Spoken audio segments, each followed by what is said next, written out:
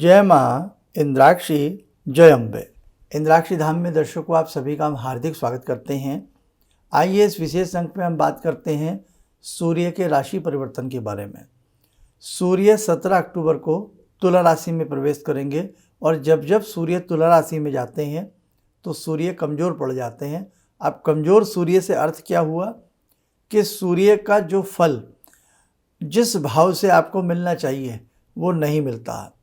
और कार्तिक के महीने में हर वर्ष सूर्य जब तुला राशि में जाते हैं तो नाना भांति के जिन जातकों की जन्मांक में ग्रह कमज़ोर हैं और साथ ही उनको सूर्य की महादशा, अंतर्दशा, प्रतंत्र दशा यदि चल रही है तो कई रोगों से उनको गुजरना भी पड़ सकता है।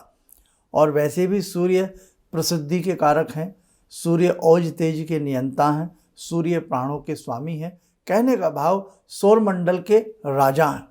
तो राजा यदि आपके कमज़ोर पड़ जाएंगे तो नाना भांति के आपके कार्य सिद्ध होने में विलंब आता रहेगा। इसलिए हमें सूर्य से संबंधित उपाय अवश्य करने चाहिए। तो आइए सबसे पहले तो हम आपको ये बतावें कि 17 अक्टूबर को एक तो रमा एकादशी भी है, बहुत अच्छा दिन है, शुक्रवार का दिन है। जब 17 अक्टूबर को सूर्य राशि परिवर्तन करेंगे, कन्या राशि से निकल करके मित्र राशि से निकल करके तुला राशि शुक्र की राशि में पदार्पण करेंगे, तो उस वक्त ग्रहों की क्या स्थिति होगी एक नज़र आप ये भी देखें। मेष लगन की कुंडली बनाई गई है। 1:46 पर 46 मिनट पर सूर्य राशि बदलेंगे। तृतीय भाव में बृहस्पति, पंचम में चंद्र केतु की युति, रिपु भाव छठे भाव में शुक्र नीच राशि के, सप्तम भाव में सूर्य नीच राशि के बुध और मंगल की युति, एकादश भाव में राहु, द्वादश भाव में शनि मीन राशि के। अब देखो सूर्य एक महीना एक राशि पर रहते हैं। वर्ष में सूर्य 12 राशि बदलते हैं, परिवर्तित करते हैं। जिस दिन सूर्य राशि बदलते हैं वो दिन संक्रांति कहलाती है। यानी कि अब संक्रांति किसकी कहलाती है? जिस राशि में सूर्य जाते हैं वो संक्रांति कहलाती है। जैसे अब ये तुला में जाएंगे तो ये तुला संक्रांति कहलाएगी, मकर में जाएंगे तो मकर संक्रांति कहलाएगी। और मकर संक्रांति में विशेष प्रकार का दान पुण्य, गंगा स्नान का विशिष्ट महत्व है। तो अब आइए हम आपको बात करते हैं, सूर्य आँखों की रोशनी के भी कारक हैं। अब इस माह में जो सूर्य एक महीने के अंतराल पर रहेंगे, जिन जातकों को आँख से संबंधित समस्याएं हैं उनके लिए सूर्य का दान जरूर करिएगा, आपके लिए बड़ा अच्छा रहेगा। क्योंकि नाना भांति के जैसे चर्म रोग हो गया, सोराइसिस हो गया, नेत्र से संबंधित रोग हो गए, आपकी शौर्य में, आपकी प्रसिद्धि में, आपके ओज तेज में कहीं ना कहीं ये कमी आ सकती है। अब जरूरी नहीं सूर्य सभी के एक ही भाव में बैठे हों, किसी के सूर्य द्वितीय में, तृतीय में, अपने अपने हिसाब से। कुंडली के भाव की बात कर रहा हूँ मैं, राशि की बात नहीं कर रहा। राशि तो सबके लिए, सूर्य तुला में जाएंगे, लेकिन किसी का लगन सबका अलग अलग होता है, किसी की डेट ऑफ बर्थ नहीं होती है। तो उसके लिए भी मोटा माटी भाषा में ये समझें कि सूर्य कमज़ोर हो रहे हैं और हमें सूर्य को बल देने के लिए, बलशाली बनाने के लिए, अपने ग्रहों को ओज तेज बढ़िया करने के लिए हमें कुछ उपाय करने चाहिए। तो सबसे पहली बात तो 17 अक्टूबर की रमा एकादशी भी है और उसी दिन सूर्य 1:46 पर राशि परिवर्तन कर रहे हैं, यानी कि तुला राशि में प्रवेश कर रहे हैं। दिन शुक्रवार का। अब शुक्र तुला राशि के स्वामी भी हैं और उधर से स्वामी भी हो गए, सूर्य नीच के भी हो गए, तो कमजोरी तो बनती है। हमें क्या करना चाहिए? हमें उपाय करना है रविवार के दिन 19 अक्टूबर को। धनतेरसी भी है, हालांकि धनतेरसी का जो दीप है वो 18 अक्टूबर की संध्या में भी यम के निमित्त जलाया जाए, लेकिन 19 अक्टूबर को मुख्य रूप से धनतेरस के निमित्त हमें भगवान धन्वंतरी की पूजा करनी चाहिए। आयुर्वेद के प्रदाता हैं, स्वास्थ्य संवर्धन का सुख प्रदान करते हैं। साथ ही हमें धन्वंतरी जी के साथ साथ हमें सूर्य भगवान की भी पूजा 19 अक्टूबर को करनी चाहिए। वास्तविक रूप में 19 अक्टूबर से लेकर के 22 अक्टूबर का जो ये 5 दिवसीय हमारा फेस्टिवल है दीपावली का, इसमें सूर्य भगवान की कृपा हमारे ऊपर बरसे, लक्ष्मी माता रानी की कृपा हमारे ऊपर बरसे। और किस प्रकार से लक्ष्मी पूजन करें, 19 अक्टूबर की प्रातःकाल धन्वंतरी जी का हम कैसे पूजन करें, सारी जानकारी भी हम डे टू डे अपने अंकों में आपको देते जाएंगे। खैर, अब हमें सूर्य के लिए एक मंत्र नोट कर लेना चाहिए। आप मंत्र लिखें, ओम घर्णी सूर्याय नमः। बहुत आसान मंत्र है, ओम घर्णी सूर्याय नमः। नोट कर लें, ओम घर्णी सूर्याय नमः। ये मंत्र है सूर्य भगवान का। 19 अक्टूबर की सुबह भगवान धन्वंतरी का पूजन करने के उपरांत सूर्य भगवान को नमन करें, प्रणाम करें। एक तस्तरी में हम गोला आकृति बना लें जैसे सूर्य होते हैं। ऊपर किरणें भी बना सकते हैं, नहीं तो एक गोला आकृति सिंदूर से, अनामिका उंगली से, ये रवि की उंगली भी कहलाती है, लिटिल फिंगर सबसे छोटी उंगली के बराबर वाली अनामिका उंगली, इससे हम गोला आकृति बना लें और गोला आकृति बना करके हम समझे ये मानो सूर्य भगवान है। पंचोपचार पूजन करें, थोड़ा सा चंदन लगावें, चावल चढ़ावें, पुष्प चढ़ावें, धूप दीप का इशारा करें, फूल आदि चढ़ा करके हम कोई मिष्ठान, ना मिले तो गुड़ घर में करीब करीब मिल जाता है, गुड़ चढ़ावें, नहीं तो कोई मीठा कुछ भी भगवान सूर्य नारायण को अर्पण करके उन्हें प्रणाम करें। यही माला जो भी अभी हमने आपको मंत्र बताया है, ओम घृणी सूर्याय नमः, इस मंत्र की रुद्राक्ष माला से 3 माला या 5 माला ज़रूर करिएगा। इसी के साथ साथ 5.25 किलो गेहूँ, 5.25 किलो आपसे ना हो सके तो थोड़ा कम ले लीजिएगा, बाकी अपनी पॉकेट जैसा जिसका बन पड़े। कम से कम 1 kg तो लें, 500 ग्राम तो लें।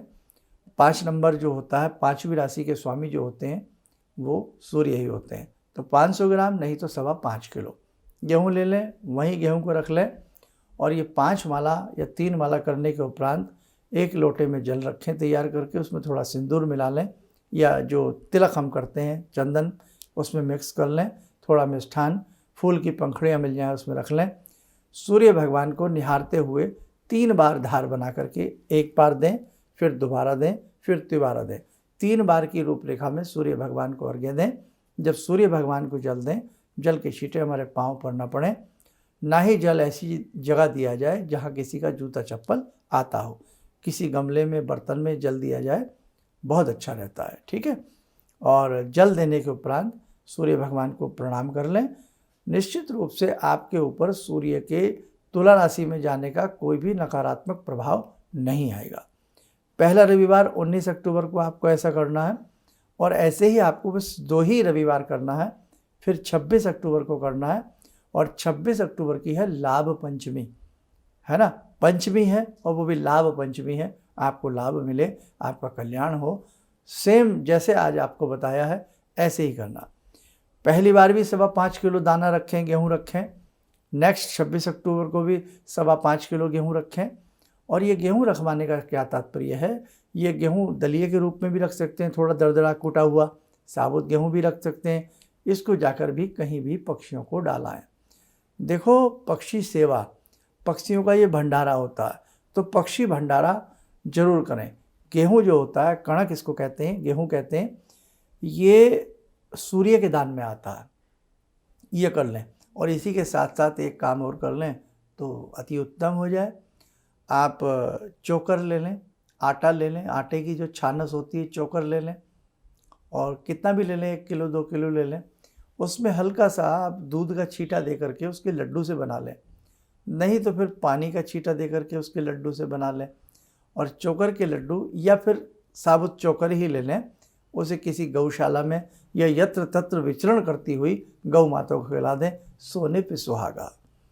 आप माने न माने, अपने जीवन में आप पशु भंडारा, अपने जीवन में चींटियों का भंडारा, अपने जीवन में पक्षियों का भंडारा, अपने जीवन में श्वान का भंडारा, अपने जीवन में ये भंडारे करना प्रारंभ कीजिएगा।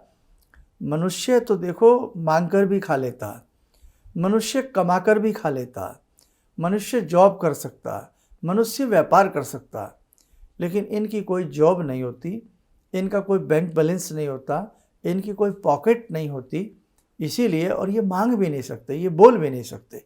इसलिए आप यही प्रयास रखें, अपने जीवन में पशु भंडारा, पक्षी भंडारा, कृत्रिम कीट भंडारा, जो कीट पतंग होते हैं, जितना भी आप इनके लिए भंडारा निमित्त चींटियों का भंडारा आदि करते रहेंगे, आपके जीवन में कमी नहीं आएगी। खाने में क्या देना चाहिए, मैं एक छोटा सा और इसमें जोड़ दूं, जो भी वो खा सकते हैं आराम से। ये चींटियाँ हैं, चींटियों को मीठा पसंद है, आप चींटियों को आप छोटे छोटे दाने गेहूं के भी दे सकते हैं, बहुत अच्छा लगता है स्वादिष्ट तरीके से। बरसात आने से पहले ही वो अपने बिलों में उन सबको इकट्ठा कर लेती हैं। तो आपने ये पक्षियों के निमित्त 5.25 किलो गेहूं, अधिकतम आपकी इच्छा है कम से कम 500 ग्राम, तो हर व्यक्ति को नियमित रूप से या हर रविवार ऐसा करना ही चाहिए। रविवार तो जरूर करिएगा आप, तो 19 अक्टूबर को करिएगा, 26 अक्टूबर को करिएगा, और यही मंत्र ओम घृणिः सूर्याय नमः आप इसको 19 अक्टूबर को भी पढ़ें, 26 अक्टूबर को भी पढ़ें। यदि उसके बाद के 2 रविवारों में केवल मंत्र पाठ करना चाहें, 3 माला या 1 माला या 5 माला का करते रहें, बहुत ही शानदार आपको सूर्य भगवान की कृपा, उनका असर आपको महसूस होगा। जब भी सूर्य तुला में जाते हैं तो तुला में जाने का ही अर्थ ये हो जाता है कि सूर्य का प्रभाव कमज़ोर होगा, सूर्य से मिलने वाला जो लाभ लाभार्थी को मिलने वाला है वो नहीं मिलेगा। इसलिए सूर्य से मिलने वाला लाभ बहुत बड़ा होता है। जिन साधकों के सूर्य उज्ज्वल होते हैं उनके अंदर ओज तेज का विकास होता है, उनकी सदा प्रसिद्धि बनी रहती है, जिनका यश हमेशा धूमिल बना रहता, जिनकी बात में वजन नहीं होता, जिनको कोई सुनने समझने को तैयार नहीं होते, जो ये कह देते हैं हमारी बात की तो कद्र नहीं होती, हमें कोई समझता नहीं है, तो निश्चित रूप से मान के चलें उन जातकों के सूर्य बहुत कमज़ोर होते हैं। तो आप क्या करें, सूर्य से संबंधित अपने जीवन में किसी भी सूर्य से संबंधित मंत्र को पढ़ें, सूर्य से संबंधित लाल रंग का दान होता है वो करें, सूर्य के संबंधित आप सूर्य को जल दें, और साथ में मस्तक पे तिलक रविवार के दिन खास तौर से लाल रंग का लगावें। और हमारी अनामिका उंगली के नीचे सूर्य पर्वत होता है, सन माउंट जिसे कहते हैं, तो सीधे हाथ में चंदन का तिलक ओम सूर्याय नमः बोल करके रविवार के दिन अनामिका उंगली रिंग फिंगर के नीचे सनी माउंट सूर्य माउंट के ऊपर सन माउंट के ऊपर लगाइएगा, सदा सुख पाइएगा, आपको बहुत अच्छा लाभ मिलेगा। ठीक है साथियों, तो आज के हमने इस कार्यक्रम में जो भी सूर्य से संबंधित आपको उपाय बताए हैं इन्हें आप करने का प्रयास करें, और एक परिवार का व्यक्ति समस्त परिवार के नाम से कर सकता है। आज किसी के बच्चे कहीं बाहर पढ़ रहे हैं, बच्चे ब्याहे गए हैं, कहीं अलग रहते हैं, तो कोई भी व्यक्ति परिवार का एक व्यक्ति समस्त परिवार के नाम से 2 रविवार या 3 या 4 रविवार ये उपाय करके देखे, सूर्य का सुंदर उसको लाभ मिलेगा, सूर्य भगवान की उसके ऊपर कृपा बरसती रहेगी। चलते चलते फिर हम आपसे कहें, हो सकता है ये कार्यक्रम आप हमारा मास के अंत में देख रहे हो, तो एक रविवार भी उपाय करने का मौका मिले तो आप लोग जरूर कीजिएगा। और दीपावली का जो 5 दिवसीय ये त्यौहार है, फेस्टिवल है, इसमें जैसे 19 अक्टूबर सुबह भगवान धन्वंतरी का पूजन होगा, धनतेरस है, 18 अक्टूबर को भी धनतेरस मनाई जा रही है, लेकिन हमने यही कहा है 18 अक्टूबर को शाम के समय दीप दान जरूर करें यम के निमित्त, लेकिन 19 अक्टूबर से भगवान धन्वंतरी की प्रातःकाल से पूजा, और लगातार 19 अक्टूबर से लेकर के भ्रात द्वितीया तक यम दीप दान किया जाएगा। ये सारी बातें ध्यान रखें, इन सब के छोटे छोटे से अंक आपको प्रतिदिन हमारे प्रत्येक चैनल पर मिलते रहेंगे। चलिएगा, आप सब लोग स्वस्थ रहें, सुखी रहें। इन्हीं शुभकामनाओं के साथ हम अपनी वाणी को विराम देते हैं। जय जय अम्बे। गुरु जी से मैं तब से जुड़ा हूँ जब से वो एक चैनल आती थी P7, उसी से मैं जुड़ा हुआ था। और गुरुदेव से हमारी जब मुलाकात हुई तो मैं आश्चर्यचकित रह गया जब उन्होंने हमसे बताया कि आपके साथ ऐसे ऐसे हुई, तो मैं इतना आश्चर्य हो गया कि इन्हें कैसे मालूम, और इतना बढ़िया इन्होंने बताया जिसके वजह से मैं आज तक उनसे प्रभावित हूँ। और इनका बताने का शैली वगैरह इतनी बढ़िया है जो हम अपने क्लास के टीचर से भी उतना बढ़िया नहीं समझ पाते थे। ये हमें बहुत पसंद आई। और दूसरी बात कि इनके साथ जितने भी मैं जब से जुड़ा रहा, जो भी समस्या आई, मैं बहुत ही अच्छा तरह से मेरे सॉल्व होते चले गए, और आज तक मैं उनके आशीर्वाद से मैं बहुत सुखी हूँ। और मैं यही कहूँगा, सभी लोगों से आग्रह करूँगा कि ये पहले इनकी बात करें, समझें, देखिए कैसे इन्होंने अपना रूप दिखाया, और मैं इनसे बहुत प्रभावित हूँ और मुझे बहुत ही फायदा हुआ है। किसी भी समस्या के समाधान के लिए मिले प्रसिद्ध हस्तरेखा एवं वास्तु विशेषज्ञ प्रोफेसर धर्मेंद्र शर्मा जी से। नोट: शिविर में भाग लेने हेतु एवं व्यक्तिगत रूप से मिलने के लिए कॉल करने का समय सुबह 10 बजे से शाम 6 बजे तक। हमारे विभिन्न ज्ञानवर्धक कार्यक्रम देखने के लिए आप हमें अभी सब्सक्राइब करें, बेल आइकन को प्रेस करें ताकि आप देख सकें हमारा कार्यक्रम सबसे पहले। और अधिक जानकारी के लिए फेसबुक पेज को लाइक करना न भूलें।